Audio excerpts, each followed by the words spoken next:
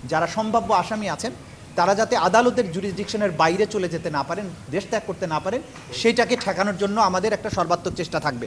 হত্যাকাণ্ডের সাথে, এই গণহত্যার সাথে, ক্রাইমস এগেনস্ট হিউম্যানিটির সাথে সম্পৃক্ত ছিলেন তাদের নামে খুব দ্রুতই আমরা অভিযোগ দায়ের করে সেই আলোকে তাদের যাতে দেশ ত্যাগ না করতে পারে তাদের গ্রেপ্তার করে আইনের আওতায় নিয়ে আসার জন্য যে চেষ্টা সেটা আমরা শুরু করব।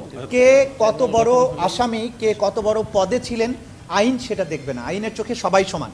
সুতরাং প্রধানমন্ত্রী হোক, আইজিপি হোক বা যত বড় ক্ষমতাধর মন্ত্রী হোক, তারা যখন অপরাধের কাঠগড়ায় দাঁড়াবেন, আসামি হিসাবে দাঁড়াবেন, প্রত্যেকেই সমান আচরণ পাবেন। তদন্তের পর্যায়ে যদি গ্রেপ্তার দরকার হয়, গ্রেপ্তারি পরোয়ানা যদি তদন্ত সংস্থা চায়, সেক্ষেত্রে প্রসিকিউটরদের মনোভাব কি?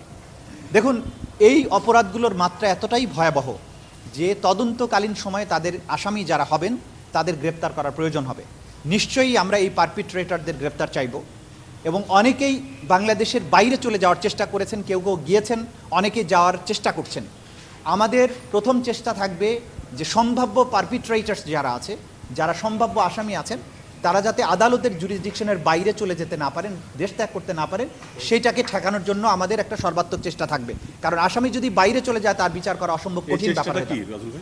এটা চিপস, বিস্কিট চিপসকে চিপস বলতে হবে। প্রাণ টাটা চিপস নাকি বিস্কুট খেয়ে বুঝে না। এই চেষ্টা আইন প্রয়োগকারী সংস্থার মাধ্যমে, তদন্ত সংস্থা, আমরা আইন প্রয়োগকারী সকল সংস্থার কাছে আমাদের পক্ষ থেকে আমরা চিঠি পাঠাবো, চেষ্টা করব তদন্ত সংস্থার পক্ষ থেকে যে এরা যাতে বাইরে যেতে না পারে এবং খুব দ্রুততম সময়ের মধ্যে যেসব ঘটনা ঘটেছে, অনেকগুলো অভিযোগ আমাদের প্রসিকিউশন টিমের কাছে, তদন্ত সংস্থার কাছে ইতিমধ্যে এসেছে এবং আমরা কাজ শুরু করার মাধ্যমে খুব দ্রুতই বের করে ফেলবো যে কারা এই হত্যাকাণ্ডের সাথে, এই গণহত্যার সাথে, ক্রাইমস এগেনস্ট হিউম্যানিটির সাথে সম্পৃক্ত ছিলেন তাদের নামে খুব দ্রুতই আমরা অভিযোগ দায়ের করে সেই আলোকে তাদের যাতে দেশ ত্যাগ না করতে পারে তাদের গ্রেপ্তার করে আইনের আওতায় নিয়ে আসার জন্য যে চেষ্টা সেটা আমরা শুরু করব। এই মামলার প্রত্যেকটা মামলার প্রধান আসামি একজন সাবেক প্রধানমন্ত্রী, তার ব্যাপার কি? দেখুন, কে কত বড় আসামি, কে কত বড় পদে ছিলেন আইন সেটা দেখবে না, আইনের চোখে সবাই সমান। যিনি অপরাধ করেছেন অপরাধের গ্র্যাভিটি হিসাবে আসামির সাথে ডিল করা হবে। সুতরাং প্রধানমন্ত্রী হোক, আইজিপি হোক বা যত বড় ক্ষমতাধর মন্ত্রী হোক, তারা যখন অপরাধের কাঠগড়ায় দাঁড়াবেন, আসামি হিসাবে দাঁড়াবেন, প্রত্যেকেই সমান আচরণ পাবেন। তাদের প্রতি কোনো জুলুমও করা হবে না, তাদেরকে কোনো ছাড়ও দেওয়া হবে না।